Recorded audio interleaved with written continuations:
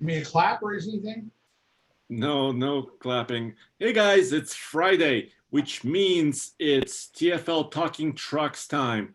And I am Andre Smirnov with the Fastlane Truck, and with me are... It's Nathan. Hey, guys. Kent with MrTruck.com. Thank you, Kent. Thank you, Nathan, for being here as always. Today, our live shows are usually where we wrap up the week, right? We look at things that happened. We look at your questions. We answer a few questions you already sent to us. We look at the super chat room. Thank you very much for joining. And also kind of discuss what we've been doing, right? Yeah. Correct. So let's kind of start with this question that relates to our headline. And this question was sent to us by Carl. And then we'll kind of dig into, some more of what's been happening and some other questions and comments that people may have here in the chat room as well. So Carl sends this question in. He says he's been a Ford truck guy for a long time, and now he is buying a new truck, and he decided to test drive all three pickup trucks: Chevy, GM, Ford, and Ram. So big three. And he said, what I liked most about the Chevy was how smooth the suspension was, as well as the Ram, while the Ford was pretty rough riding on a particular road section where he lives. So now I'm leaning towards Chevy, mainly due to the gut feeling. Okay, that's fine. And above that, though, he is not sure exactly which Chevy to get. So he's trying to decide between two trucks, either the 5.3 V8, the smaller V8, or the 3-liter diesel. And he's also asking us to compare a little bit of price, which one would work as far as financial is concerned. Well, I think right off the bat, as great as that diesel is, it is a premium, right? I mean, you are paying a couple grand more for the diesel. It's not as bad as some of the other automakers that are charging between $4,000 and $5,000 for a diesel, but I'm pretty sure you're paying a pretty hefty premium. So that's one issue to think about. So far, I think we've had really good luck with that 5.3 liter V8. It's proven to be, even in my mind, much better than I thought it would be. I don't really see any, he didn't mention towing or anything like that, did he? Not really, but what do you think, Mr. Truck? What do you think about ride quality on the big three, the half-ton trucks? Well, that's what I was going to ask him about, which one he test drove, because he drove the F-150 with the max tow package. They have this wedge between the axle and the springs, and that makes it jacked up so that it levels out nicely with the load, but it makes it ride rougher. It's the same thing as in the F-350 single rear wheel. So both those trucks will ride rougher than they should. It's because of the wedge. So I don't know if that's what he drove or not, but yeah, and I love the air ride on the Ram. If you test drove one of those, 4-corner air on the 1500, but the like what Nathan was saying, it's a couple $1,000 premium, but it's the same price as a 6.2 gas. So you can buy a diesel for a hot rod gas. Believe me, I'm a diesel fan of that. But that's what he's looking about, daily driver. And on the heavy duties, if you were to buy one of those $9,000 to $11,000 heavy duty diesel premiums because of the engine alone and the transmission, then you pay a lot of money, and it takes a lot of miles, 150,000 plus to pay for the engine and the upgrade with fuel mileage savings. But when you're getting down to $2,000 to $4,000, like what these are on these half tons, the light duties, then they pay for themselves much quicker. I think you can pay for, if you were to go with the 3-liter Duramax inline 6, that would pay for itself in fuel mileage, less than 100,000 miles, maybe even closer to 50,000. So I really think that that's a good option. And whether you're in a tow or not, just the difference in the fuel mileage and, yeah, I don't think the 2000 would be a problem at all when you're going all the way up to, it goes all the way to what, 34 on a two-wheel drive, I think. It's way up there, highway miles on the Duramax. Andre, is that what it is? I always forget these things. I think it's 34 or 35 miles per gallon on the Duramax half-ton with two-wheel drive. Yeah, it is. Yeah, 33 mpg is really, really good for a half-ton truck, and a two-wheel drive at that. And yeah, to me, so first of all, I was thinking about, suspension, ride, and kind of overall comfort. It sounds like it's important to Carl to have those items. And I think you have to consider not just the suspension, but also the interior, right? Sometimes some GM trucks, in my experience, sometimes they have a harder seat. So maybe the seat is not quite as comfortable. But he liked the Chevy. He liked the Chevy that he drove. And then, of course, the pricing, diesel you're paying up front, right? A little bit more, like Nathan, you were saying, right? About what, $2,500 in this case. Yeah. And then in the future, you're saving money a couple of ways. Fuel economy, right, is one way. Of course, prices of fuels vary, fluctuate, et cetera, et cetera. And then maintenance. So Carl, we don't have every answer for you, but as we move forward, because the 3-liter diesel has just been out for about a year, but it's won almost every award possible. We gave it the 2020 Gold Hitch Towing Award this year when we compared it to the Ford and the Ram diesels in the half-ton segment. It's a great engine. Yeah, And I all think, agree. go ahead. I think we all agree that out of the 3 half-ton trucks that have diesel options, the new Chevy is a step above all of them, both with power and economy and drivability even. So it's a really good choice. I don't want to put it down because it's fantastic. My only issue is you mentioned price. So that's what you need to take into account. Well, then the maintenance issue, on a heavy duty, you got 2 fuel filters, you got all kinds of extra stuff, extra oil, expensive oil. There's several things in a heavy duty that makes the maintenance go up a little bit. On a half ton, it's very little. I mean, you're almost the same amount of quarts go in each engine. So it's not going to really, that wouldn't be a deciding factor, in my opinion, is the maintenance side of on a half ton diesel. Mm-hmm. Well, Andre knows what it costs to run a heavy duty with a diesel. I can tell you that. You just got to buy a lot of fuel injectors. Buy the case. Buy a case of fuel injectors, Andre. That's all you got to do. Don't remind me, please. So we have a lot of people joining. Thank you, guys. So we have Dan Atkinson, of course. Ben 7, Luis Cruz, Estland Nation, Jay, thank you. Rosa Flores, Eric, Ron Smith, Ron McKenna. Thank you all for joining. Of course, so Eric, you're saying wait until 2021. So I think what Eric is mentioning is there is a rumor that GM half-ton trucks might get an interior update in 2021. It's unofficial. We don't know for sure exactly what's going to happen, exactly what changes GM is going to make. It may take them another year to make other changes to the truck. Well, also that's when the new F-150 comes out, and he may want to maybe step back and have a look at that F-150, and maybe they've changed the ride quality. What are you guys, crazy? There's an epidemic. You can get these things for finance 50 years, 0 interest. No, now, buy now. No, you can't. I've never even seen the numbers they're giving you now. You get a hell of a deal right now. All right, well, Kent, I need to buy a Jeep Gladiator. Will you finance me, buddy? Sure, 50 years, no problem, 0 interest. I love it. All right. We have speaking of financials, Sinister RC, $5 donation. Thank you. Cool name. Do you have your chicken? Oh, he's hiding in the closet. We're remodeling the office, and he's behind a hammer. So, Sinister RC says $5 holla. Holla at you back, yo. What up? What up, bro? So Mr. Truck is already hollering like a chicken. So yes. I think we've set the pace for this show. Oh boy! All right, here we go.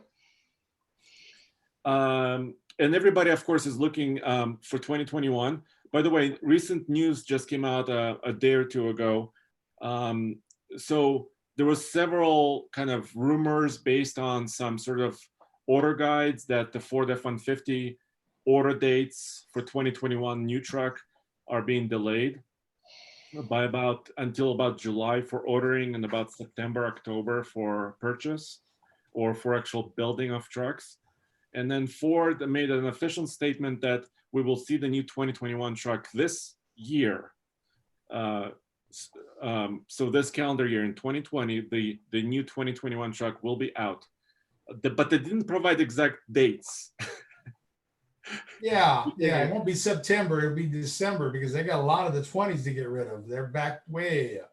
So yeah, and the 18th, next week, next Monday, is a date that a lot of manufacturers, including Ram, FCA, General Motors, and Ford, are considering to reopen their factories.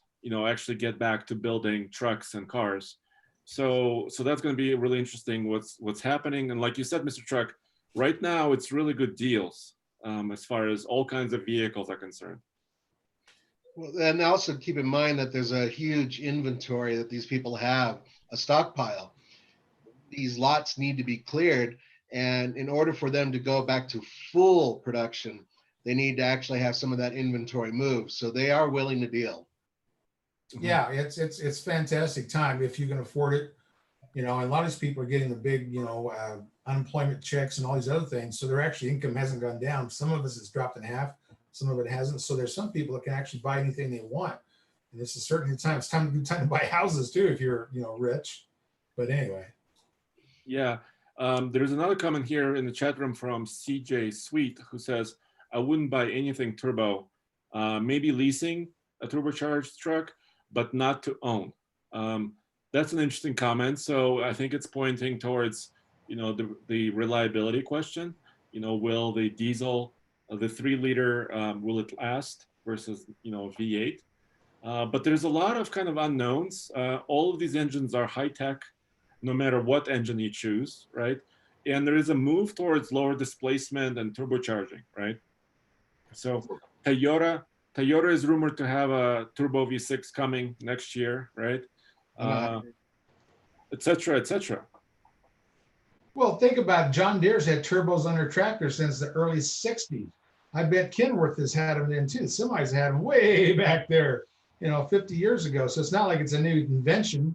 It's free power. It runs off your exhaust. Instead of just going out the tailpipe, it runs a turbine. So the idea of a turbo is great, and there's some better than others. Back when they didn't have intercoolers, they had problems. They all kept figuring that out. So I think today's turbo are long lasting and dependable, but that's my opinion. Yeah, that's a great point. And we won't really know exactly, right, how each engine will shake out. For example, the new V8s, especially GM, they have the new cylinder deactivation modes, right? We get a lot of questions about, how long will that last? Is that durable, reliable? Do I need to change my valves or injectors or whatever? And I think that each manufacturer is improving their technologies as they move along. Yes, they're getting more fancy, but I think they're testing them to a very high standard. I used to say that about power windows. Just another thing to break. So this is technology moves ahead. Things get better. Things improve. Don't be scared of technology. I'm an old fart, and I'm accepting technology. Yeah, I mean that's what they do. They can't afford to have them all break down either. So manufacturers have figured it out. They're not going to put it out if they want to have to replace parts the next year. So no, I'm all for the future. Nathan, we should all be like Mr. Truck, right? Oh God, yeah. I have a painting of him in my room. I rise, and there he is, standing in his glory with his cowboy hat and boots. Oh, Just like that when I grow up. yeah. It's what motivates you in the morning, right? It gets me out of bed every day. I thought that was a dream. I didn't know. Oh my God. Now, what would be really scary is if I actually did have that painting. So there's another question here in the chat room from Wyatt T, who says, will Ford be updating their 3-liter Power Stroke V6 for the 2021 Ford F-150 truck? And the question is likely. There was a leaked information based on a VIN decoder a couple of weeks back, maybe 3 or 4 weeks back. And it did list some of the engine options for the updated new truck. And the diesel was there. I was kind of surprised. I thought the diesel might be kind of phased out. the diesel was there, but they didn't have a power rating. So they might be, you know, playing with that diesel, maybe adjusting it somehow, and maybe getting more power from it. Yeah, that's what they need. They need to get better fuel mileage from it and power. And maybe that's what they're doing. Maybe that's they decided to keep investing in it. So I hope that there is some changes, because right now it's kind of a doggy last place diesel in the light duty class. Yeah, Mr. Chuck, what have you been working this week on? What videos and tests? I saw you had a Land Cruiser review. Yeah, we did that. We went running all over. And I was trying to find new places to drive. We went to, we took one vehicle to Horsetooth Reservoir. We went up to Black Hawk, see if there's any money floating around up there, and beautiful mountains up there. So we're trying to find scenery. Went out in Jackson Lake, went all over the place. And now I've got my Honda Ridgeline. Yeah. And then I've got that Expedition. So tomorrow I'm hooking up to a 3-horse Cimarron trailer. And then I'm going to take an ATV trailer with the Ridgeline and maybe go to Nebraska, see what Nebraska looks like. So anyway, yeah, that's what I've been getting, a truck a week, sometimes 2 trucks a week. And it's been really crazy. I guess it's because I'm in the middle of nowhere, so nobody knows what's going on out here. But yeah, it's interesting. But yes, and life keeps going on. People are buying vehicles, and we're trying to review as many things as we can. We're reviewing, that new weight distributing hitch that has a scale on it. There's a lot of new things coming out, and I'm working on tire pressure monitoring systems. So I'm still doing between the trucks, the trailers, and the accessories, trying to get out as much stuff as I can. And I kept thinking I'd get a little spot where if I could relax a little and do some other things, but I haven't had time to do anything. That's why the bathroom's right outside that door. See, I'm really busy. Which bathroom?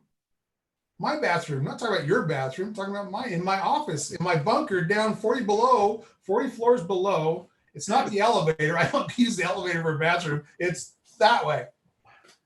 Oh, cool. So really quick, Nathan, you had a story on TFL Truck website about the trucks for people who are not over 6 feet tall. Yeah, actually, I came out over a week ago. But speaking of the Honda Ridgeline, that was one of the vehicles in there. Even I call it a utility pickup. I don't call it a truck because I know people get crazy when you do that. But it's an interesting vehicle because it's one of those that it has a very low bed, very easy to reach into, and it has that trick tailgate, which if you open it like a conventional door, which you can do, it's remarkably easy to get to the back of it. And it still hauls about 5,000 pounds.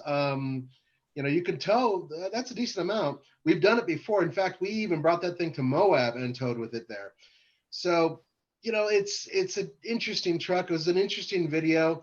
Not everybody was pleased about it, but it is what it is. And it was answering an email that came in from somebody who was short and wanted us to talk about trucks that are good for people who are, in his case, I think 5'4".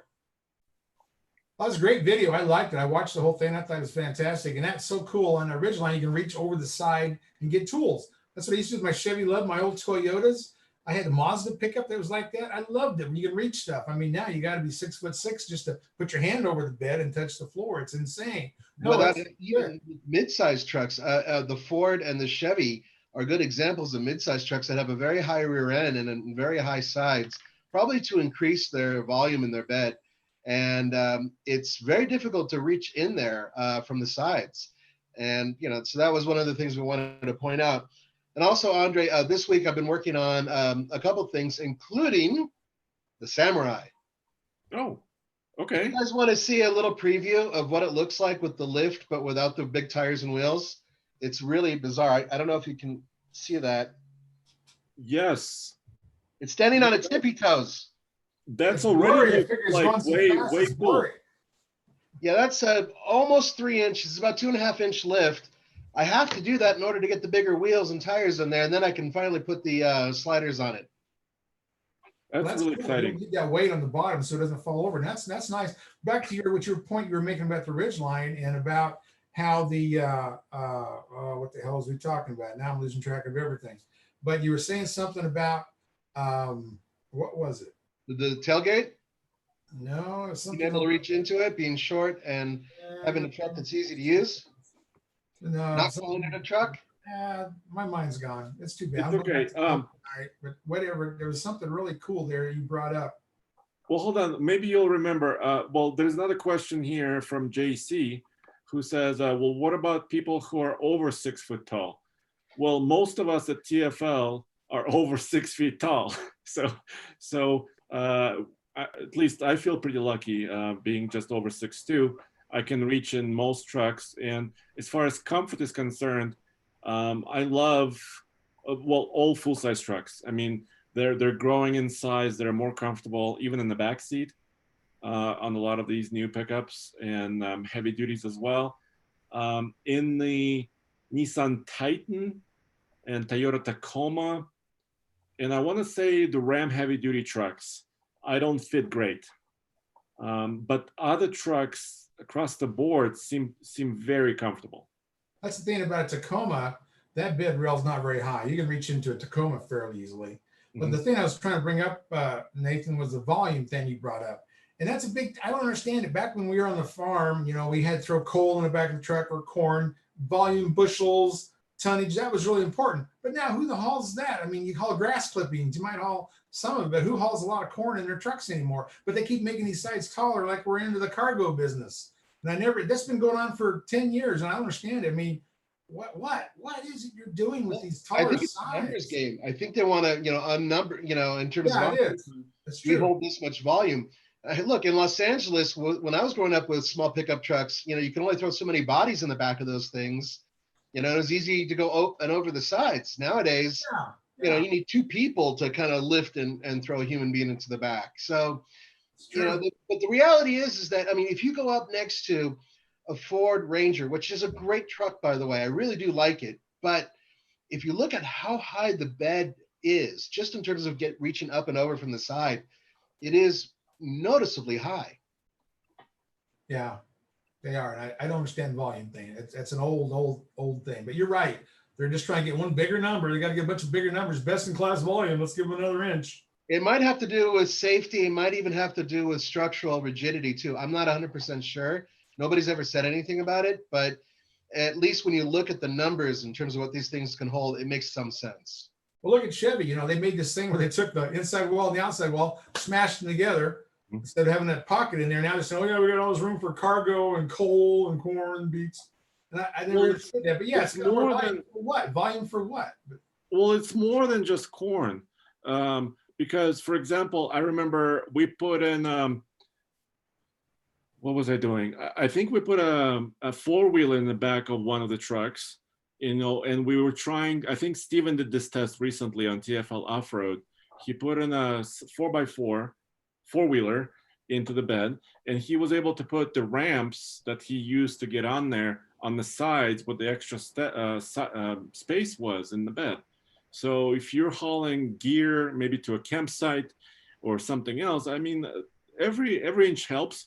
But I think the height, the height of the bed growing and growing, I think you guys are right. I think it's partially about the numbers as far as, I have the best cubic volume of whatever, or it also can be style, because if you look at the truck from the side, the cab and the windows on the cab sometimes match where the bed comes in.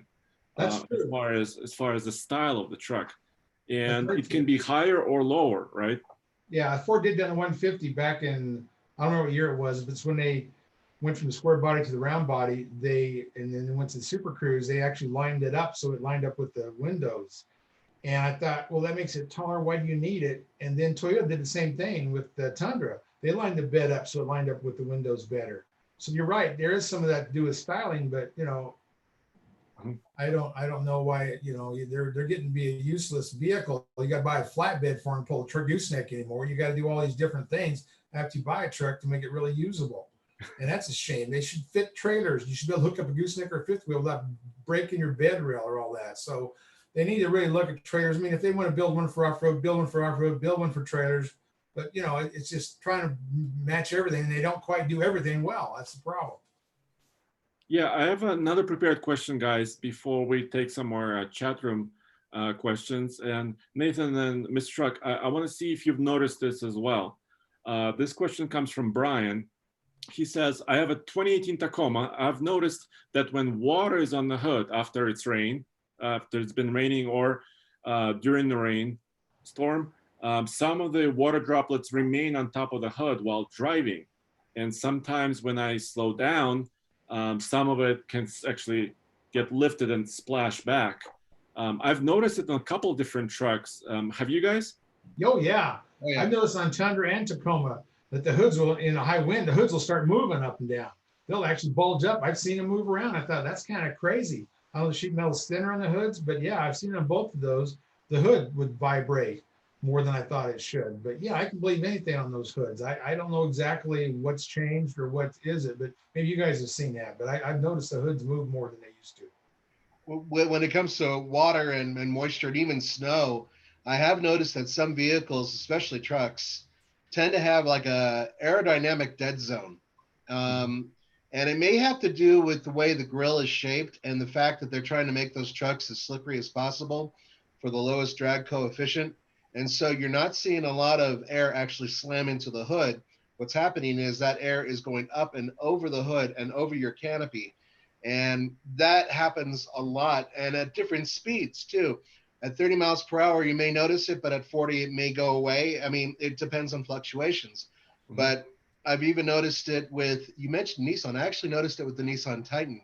I drove it through the rain, and I did notice that the water droplets were kind of just pooling up at freeway speeds, highway speeds.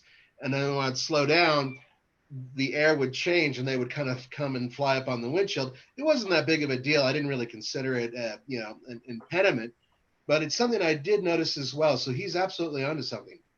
Yeah, that's how aircraft is. When I was a AAA auto broker, I used to sell to everybody, and I had some pilots I used to sell to. And this one guy, he went around and ground the glass on Learjets, and it was angled just right, so they didn't have to have windshield wipers. And of course, a lot of other ones have windshield wipers, but they had the aerodynamics figured out where the ranges flew off.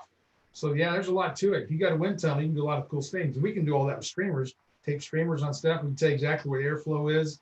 And it's like the cab, on the back of the cab, there's turbulence. The air actually turns sideways and spins going down your back wall into your bed. That's why I said there's an air bubble in your bed, and so the air goes through it is better than if you have your tailgate drop. That used to be a big controversy.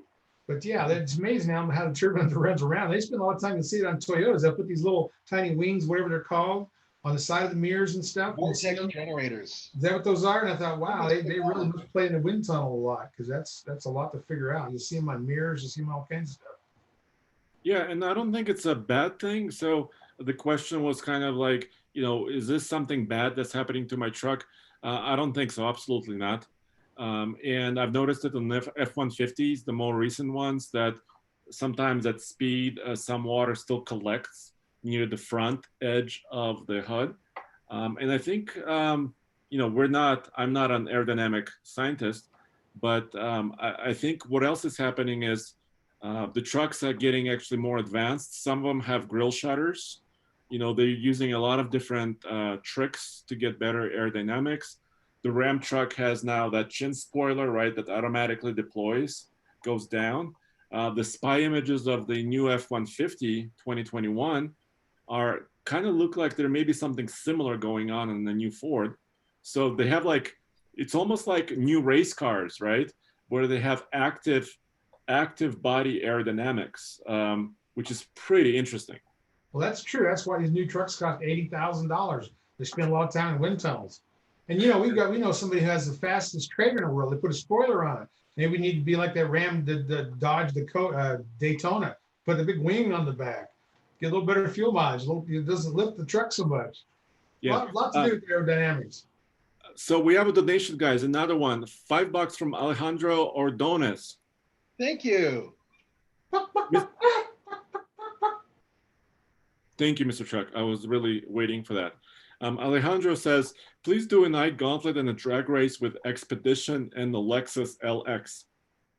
So we recently did an off-road review of the Ford Expedition, the FX4 versus the new LX 570 SUV.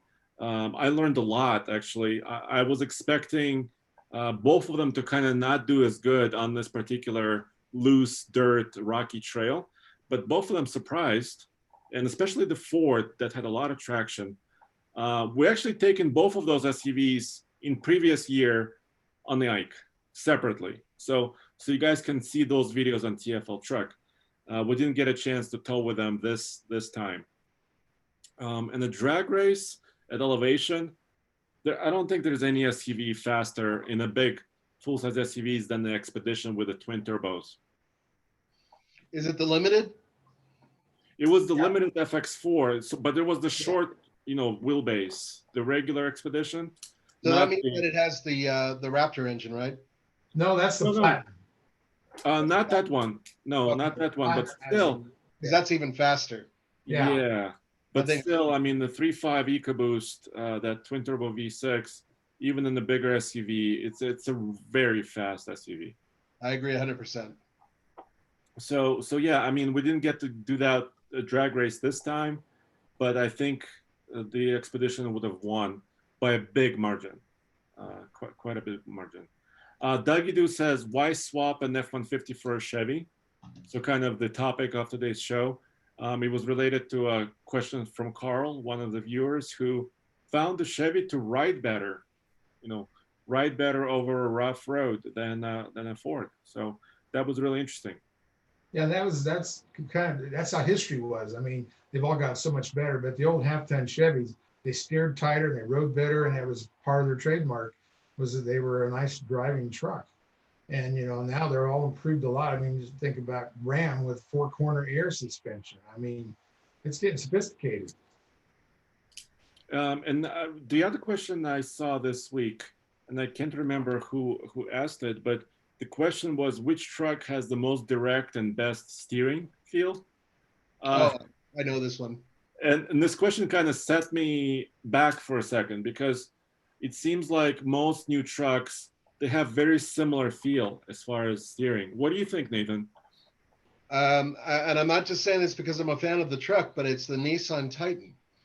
The Nissan Titan, the way they did it, and they don't deny this either, they wanted to make a good handling truck that at least on regular drives would perform as good, if not better, than anybody else in the competition. And when they first were dropping this on me, I thought, I don't know about this. But if you spend some time driving the Nissan Titan, especially the Pro 4X, I find it to be one of the better handling trucks in its class. The steering feel is actually there. It's not over boosted, and it handles very well. And this doesn't have the airbag suspension. It doesn't even have coil spring rear leaves or rear springs. It's rear leaves, standard suspension setup, but they did it in such a way to where it is a great handling truck. So that's my answer. Yeah, Titan, there's nothing wrong with Titan. I get one in a couple of weeks now. A comparison I would really like to see is the Titan half-ton with the rack and pinion steering with their XD with the recirculating ball, same as a 3/4 ton or a semi, and put those two together and just take them on a course and just see if you can tell the looseness and the drag link on the recirculating ball, or if the rack and pinion is like when Jaguar first invented it, how much tighter it is. I mean, I'd like to compare those two sometime. Well, nearly, I believe all half-ton trucks are now all rack and pinion. Yeah. Pinion ball is really the territory of some heavy-duty trucks. Well, all heavy-duty trucks, including the XD Titan, that middle of the line thing, they're recirculating ball. So that's something. I mean, the two Titans, a guy could compare two Nissans side by side and just see what the difference was in the steering. Is it still that way? Yeah, the XD. Not that I know if they changed it. I mean, that's what they had when they first came out with that in the Cummins diesel. That was their big thing. It's got some components of a heavy duty, so they couldn't quite decide what they were making there. I wish they would have just gone with a full floating axle and went heavy duty, but they didn't listen to me. But yeah, you go find one. If we could get the two, get an XD and a half-ton and compare them, that would be tickled.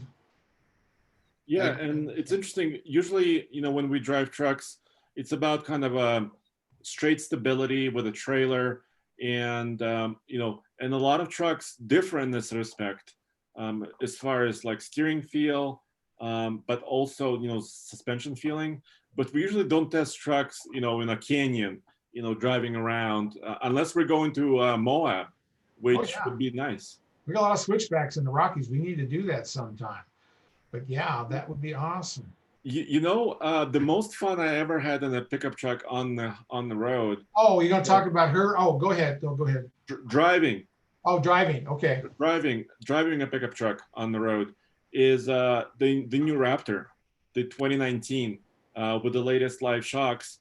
For a couple of reasons. I was actually driving it from Salt Lake back to Colorado for a review. This was like a year and a half ago, and it has so much adjustability, right? Because it has different modes, which kind of changes the feel of the truck, the feeling of the suspension. The suspension can be softer or stiffer. That was what, $75,000 truck.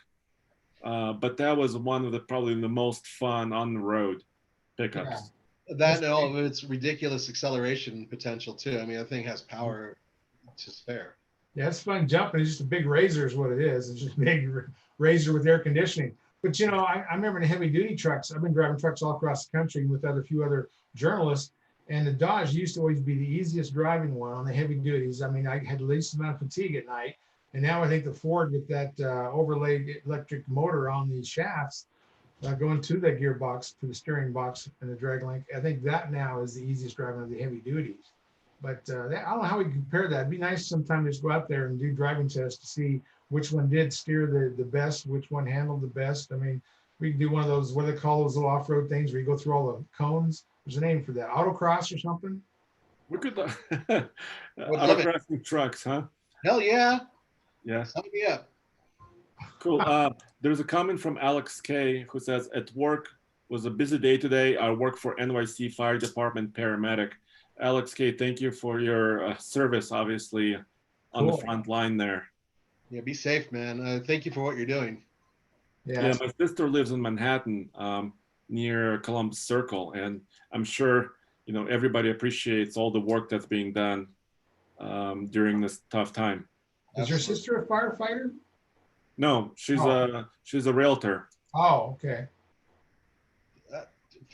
Where did you get firefighter? Well, I just thought maybe she knew this fire guy. I don't know.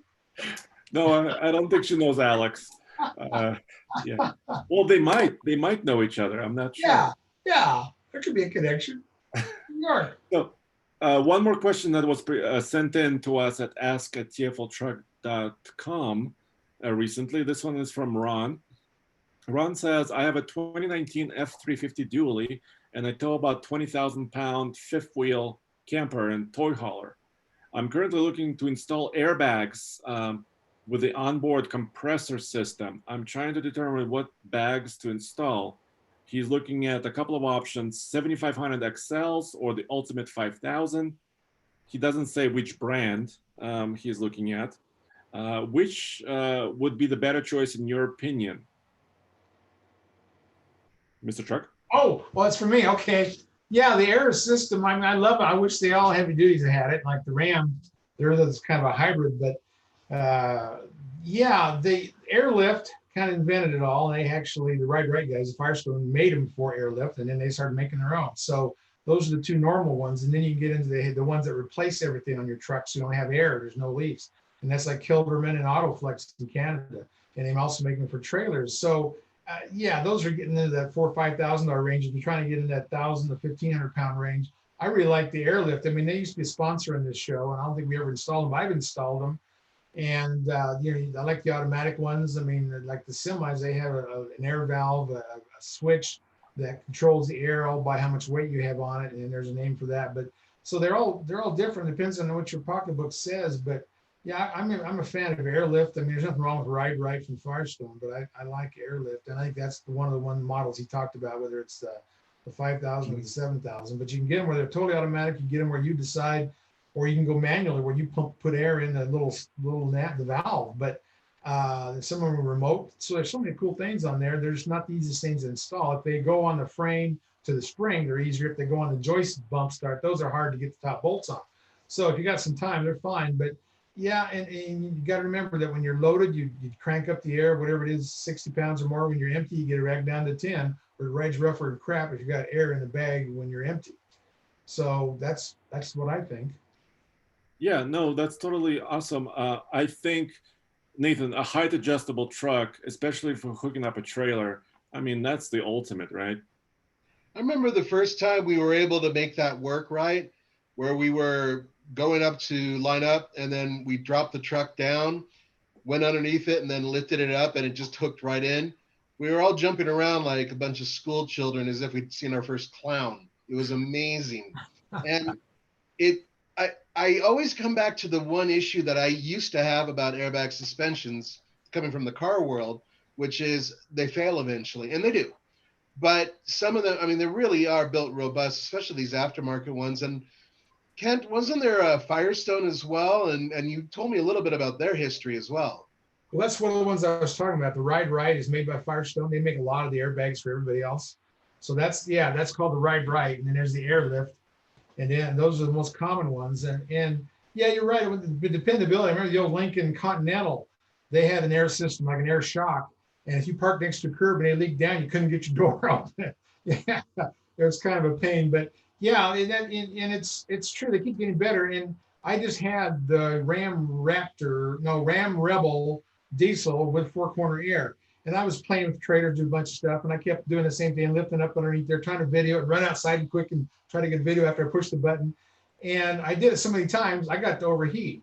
So it came on the big light, and the big thing says, "No, you have overheated this thing." So I let it cool off. I've never seen one do that before, but I just lifted up and down about 3 times. But yeah, and those are, I wish they had like a tank on them on Ram, and I wish they had a dryer thing, but they don't. They have a little thing that sucks the moisture out of the air, but there's no tank, so you can't like put alcohol in the winter. I know that's kind of an issue in Canada, but yeah, they're kicking a butt. And I think they're such a big. I mean, somebody's had them for probably 40 years or more, and there's a reason for it. It's a better ride. It's better with the load. The heavy duties really should all have air by now. What are they waiting on? Anyway. Yeah.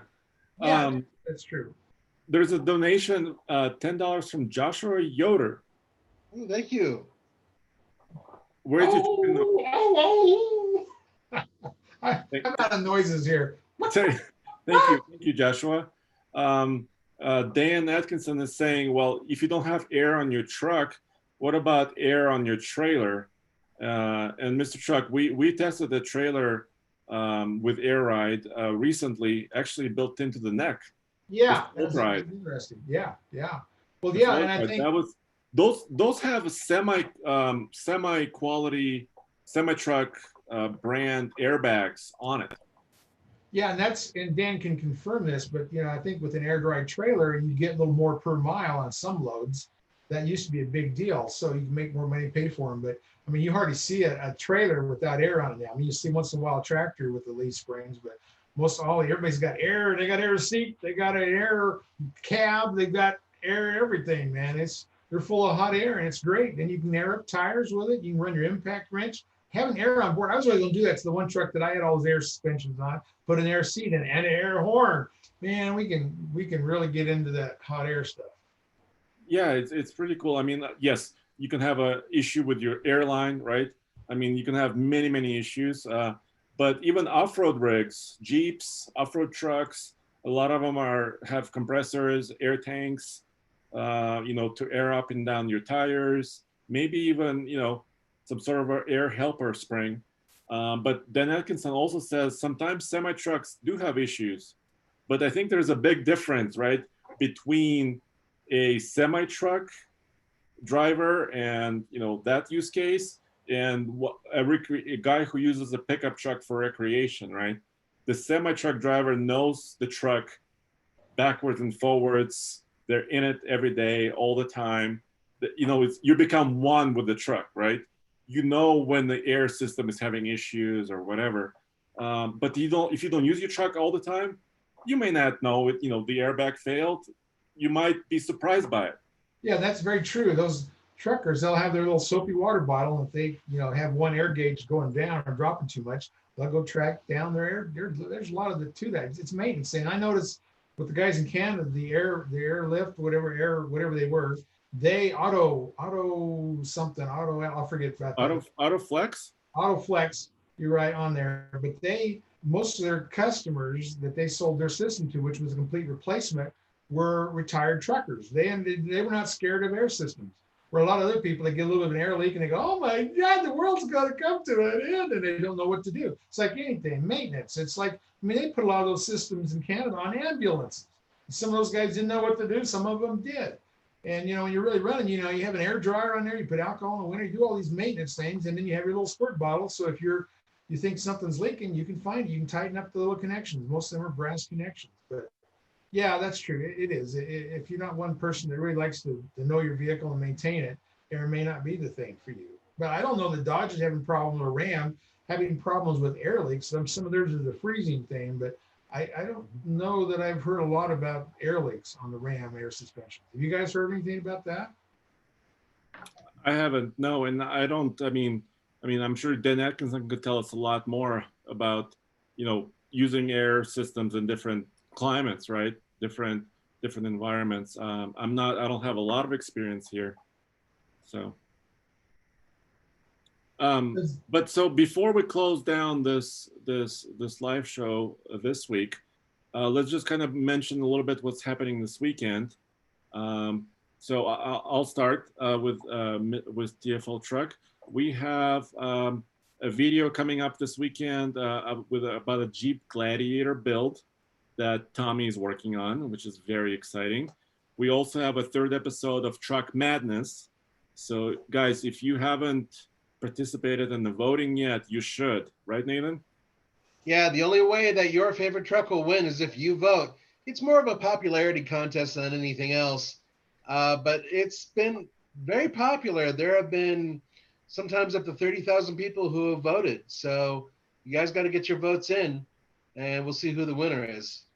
Yeah, and next week we have more excitement. I'm actually, I have a trip to go get the F-150 truck that we've been building. So that's going to be really exciting. I hope the trip works. I haven't traveled long distance, since kind of this virus shutdown began. So I'm a little bit nervous, but I'm excited to get the F-250 and bring it home. So I'm working on that next week. We have a couple of other donations really quick, guys. We have $2.79 Canadian from Rob, $3.79. Thank you, Rob. Thank you, Rob. And we have $12 from Jack Lee. Thank you, Jack. Awesome. Jack says, I have an F-150 KR with a painted tonneau cover. Is there a remote that can pop open the cover and tailgate at the same time?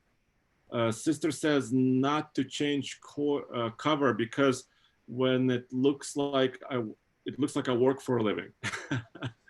That's interesting. So remote control tonneau cover lock. Have you heard about this? Well, I've heard of tonneau covers having actuators. I've heard of tailgates having actuators. What he's asking is there a remote that does both? That's what it sounds like that question had. Right. But there's another, and I don't know if, Jack, if your tonneau cover does this, but a lot of them are actually locked. And then when you close the tailgate, it's hard to get to that lock of the actual tonneau. So it's secure. So you don't have to, actually lock them simultaneously at the same time. So I don't know exactly what tonneau cover you have, but I haven't heard. I'm sure it's out there. I'm sure it's SEMA. Somebody has it, right? Oh yeah, that's so. And some of those, they're like a garage door. They all slide forward. They don't lap over or any of that. And a lot of those are remote. So you could actually figure out on one of those how you can tie them together. I mean, that's just turning on two motors at the same time. It's just this RF signal, whatever it is. Yeah, that could be done. Okay. Yeah. So we have a great week coming up. And Mr. Truck, you have a lot of trucks, the Expedition, the Ridgeline, and everything else to review. That's true. I wish some of the steakhouses were open in Blackhawk to go up there and get my $8 prime rib or whatever, but they're all closed. So yeah. I got to get my prime rib from McDonald's. But anyway, that Ridgeline, the last time I had one was like 2 years ago. One of my granddaughters, we stuck her in a trunk and all that stuff, and it's fun. Now she's up in Nebraska, so I may run that Ridgeline up there and stick her in the trunk again just to make sure I can kind of review the same video. But yeah, it's fun. I'll be pulling a couple trailers, and I'm glad you're going on a road trip like that. I missed the long road trips. That was fun. I like being on the road, and I missed that. And now I still do, 100-mile jaunts, but that's about the end of it. And yep, maybe I need to tag along. I want to see how much money you got for food. We have to wear face shields. I've got shields, I got masks, I got gloves, man. I can see the hazmat. We can do hazmat distancing. Yes, you can ride in the trunk. You'll ride in the bed. I'll drive. All right, guys. Well, thank you. We'll see you next week. All right. Thanks, guys. Yes, right. have fun.